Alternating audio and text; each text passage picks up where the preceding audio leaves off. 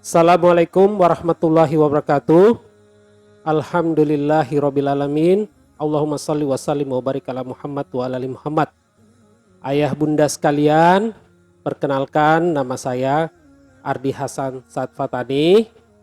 Sehari-hari kegiatan saya atau profesi saya adalah sebagai seorang praktisi pendidikan. Ini adalah tayangan perdana dari program saya yang saya beri nama Ngalor Ngidul Pendidikan bersama Ardi Hasan. Insya Allah program ini akan saya isi secara rutin. Ayah bunda sekalian, sebelum saya memulai tema saya hari ini, izinkan saya dulu menerangkan tentang apa arti atau kenapa saya menamai program saya ini dengan nama Ngalor Ngidul Pendidikan. Dalam bahasa Jawa sendiri, ngalor ngidul itu artinya dari utara ke selatan. Jadi kalau ayah bunda pernah mendengar Ratu Pantai Kidul, itu sama artinya dengan Ratu Pantai Selatan. Nah, itu pengertian secara sempit. Nah, pengertian secara luas sendiri ngalor ngidul itu adalah dari segala arah.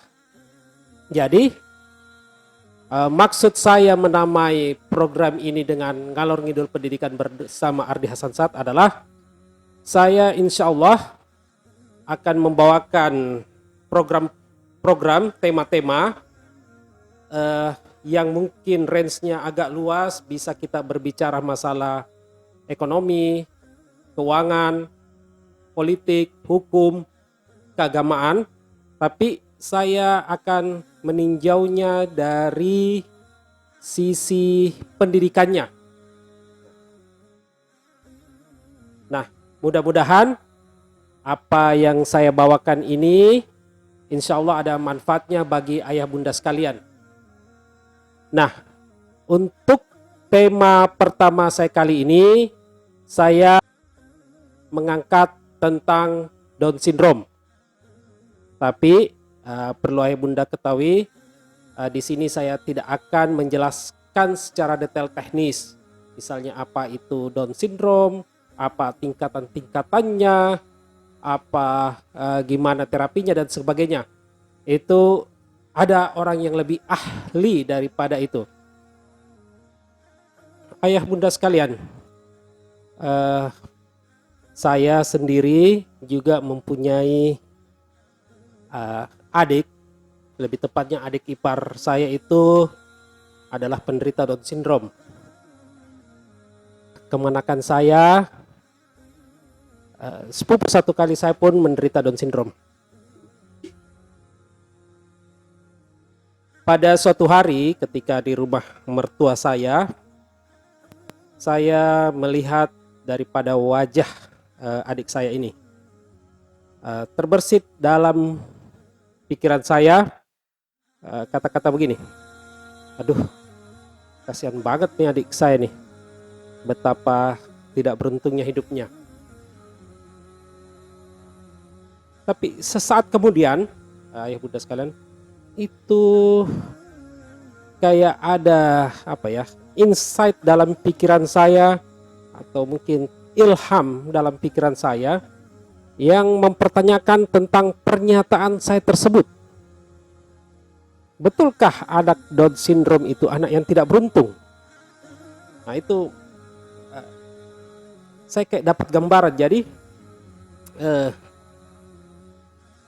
selintas ada gambaran bahwa ketika kita berada di yaumul hisab, ayah bunda sekalian, ketika itu kita menunggu waktu untuk dilakukan perhitungan terhadap amal baik dan buruk perbuatan kita. Tiba-tiba saya, ya ini kayak semacam gambaran ya, saya tiba-tiba melihat melintaslah adik saya ini. Seakan-akan dia bertanya kepada saya, begini, dia tanyanya begini. Lebih karena orang Jawa ya, lagi ngapain mas? Ya saya jawab, ini lagi nunggu untuk perhitungan. Nah, saya balik tanya kepada adik saya, loh Situ ngapain? Iya mas, jawab adik saya itu, ini saya sudah mau jalan masuk di surga. Loh, kok cepat amat? Jawab saya. Dia bilang, iya mas, saya kan tidak dihitung. Karena saya tidak ada perbuatan dosa saya mas. Langsung di situ tiba-tiba, oh iya ya.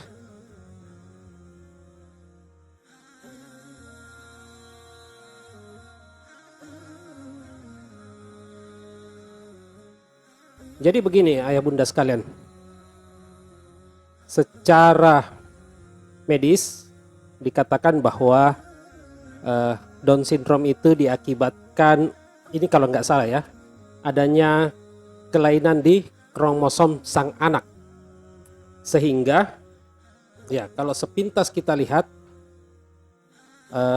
anak yang menderita Down syndrome itu tidak sempurna atau tidak lengkap akalnya ya. Nah, bagi saya anak Down syndrome itu, menurut saya ini ya ayah bunda ya, itu bebas dari pertanggungjawaban di hari akhirat kelak.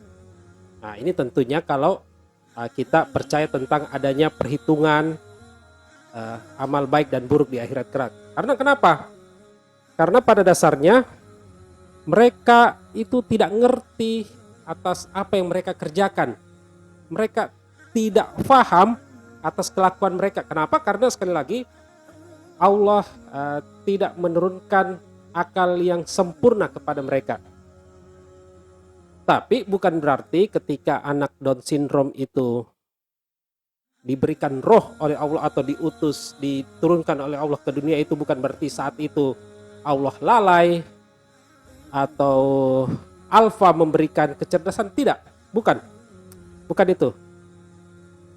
Allah Tuhan kita itu maha teliti, maha mengawasi, sehingga keberadaan anak Down syndrome itu disengaja ya, ayah bunda sekalian, disengaja oleh Allah. Bukan karena Allah lalai atau alfa atau lupa menyempurnakan akal dan pikiran, bukan, tapi memang disengaja. Satu. Kedua, ada juga yang mengatakan anak Down syndrome itu karena dosa orang tuanya di masa lalu.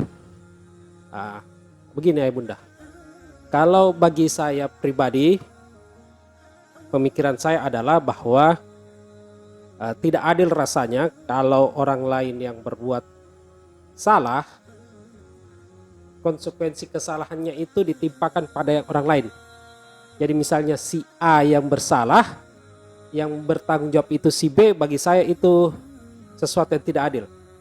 Jadi bagi Allah itu, menurut saya sekali lagi, Dia tidak menurunkan anak Down syndrome karena kesalahan orang tua. Oke, jadi bukan berarti karena orang tuanya ada berbuat salah, maka anaknya dihukum dengan dijadikan Down syndrome. Tidak. Jadi anak Down syndrome itu satu, bukan menurut saya, bukan karena kelalaian, kealfaan, atau kelupaan daripada Allah. Yang kedua, bukan dia dijadikan kambing hitam atas kesalahan orang tua. Tidak. Nah, jadi saya melihatnya dari sisi itu, dari sisi di hari kemudian kelak, bahwa ini anak Down syndrome tidak akan dikenai pertanggungjawaban oleh Allah SWT. Jadi kalau seperti misalnya kita ayah bunda sekalian, para ulama, para mursyid misalnya itu kerja keras untuk menjaga diri dari perbuatan dosa, bagi saya anak Down syndrome itu Allah jaga untuk tidak melakukan perbuatan dosa. Nah, itu bagi saya. Jadi bagi ayah bunda sekalian, coba mari kita geser sudut pandang kita. Misalnya ayah bunda mempunyai anak Down syndrome, geserlah sudut pandangnya ini.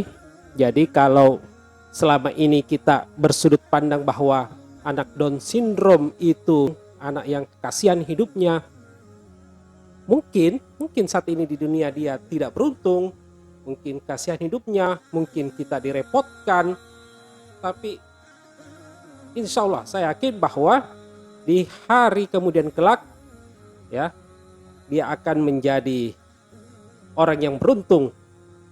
Ya, kenapa beruntung? Karena dia bebas dari pengadilan. Itu menurut saya, bebas pengadilan, atau kalaupun tidak, hisapnya pengadilannya sangat dipermudah. Karena sekali lagi mereka tidak sadar apa yang mereka buat, mereka tidak paham apa yang mereka kerjakan. Karena bukankah pena catatan itu terangkat dari orang yang tidur sampai dia terbangun, pingsan sampai dia siuman, dan lupa sampai dia ingat. Nah, bagi saya anak Down syndrome bisa dikatakan ya tidak lengkap lah, sehingga dia tidak mengerti dan tidak paham atas apa yang dilakukannya. Jadi untuk tayangan perdana ini, inilah dulu yang saya bawakan ayah bunda. Jadi bagi ayah bunda yang merasa, bagi ayah bunda yang mempunyai anak Down syndrome, janganlah terus-menerus merasa bersedih, dan janganlah terus-menerus merasa bahwa anak ini kasihan, tidak beruntung, ya. Tapi mari kita rubah sudut pandang kita bahwa pada dasarnya Allah memberi dia anugerah dengan menjaga dia, dengan tidak memberikan akal pikiran lengkap, sehingga nanti pertanggungjawabannya di akhirat kelak akan lebih, sangat jauh lebih mudah daripada kita yang mempunyai akal pikiran yang sempurna. Mungkin pada saat itu baru kita merasa bahwa aduh, oh iya ya, betapa beruntungnya hidupmu. Di dunia kamu tidak stres, di akhirat kamu tidak stres juga, ya. Jadi oke, ayah bunda sekalian, kalau apa yang saya bawakan ini ada kebenarannya bagi ayah bunda dan mendatangkan manfaat, itu semata-mata dari Allah Subhanahu wa taala. Kalau ada kesalahannya itu semata-mata kealfaan saya sebagai manusia. Kalau ada kritikan membangun atau saran-saran atau komentar dari ayah bunda sekalian, boleh tinggalkan saran kritikannya di kolom komentar ini, atau boleh juga bisa mengirimkannya ke email kami ngalorngidulpendidikan@gmail.com. Nah, sekali lagi ngalorngidulpendidikan@gmail.com. Demikian saja dari saya. Semoga bermanfaat. Wabillahi taufik walhidayah. Wassalamualaikum warahmatullahi wabarakatuh. Salam pendidikan.